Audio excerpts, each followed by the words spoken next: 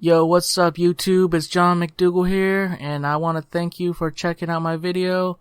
And if you like my content, please consider subscribing, commenting, and liking the video.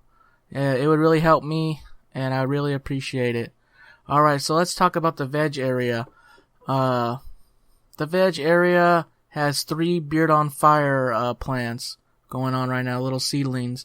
And they're on day 6 right now, and they're looking really well. Everything's going good with them. Nowhere near needing any type of feed or anything right now. They're kind of just chilling out, just trying to get big. So I'm just letting them chill. They're getting 18 hours of light, and I'm using my T5 lights. So those are, they don't need to be under crazy amount of lights right now. And I usually have the lights somewhere between now after day 3. I usually raise the lights up to like 4 or 5 inches above the plants because they're only T5 lights.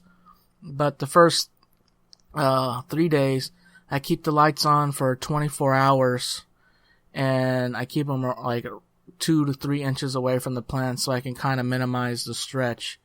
And so far that has worked, and they're doing really well. No light burns. Remember, it's T5 lights. You can get pretty close with T5 lights. It's actually, I think it takes the plant actually touching the light, or at least with my lights, to actually burn the leaf. So there's that. And alright, let's talk about the flower area. The flower area is doing really well. I believe we're on day 10 right now. And they're just stretching. They're just stretching and growing out, and the leaves are getting longer. And they're getting pretty close to when I'm going to do my first maintenance around the bottom, because I noticed that some of the leaves around the bottom are just not getting light anymore because of all the leaves on the top.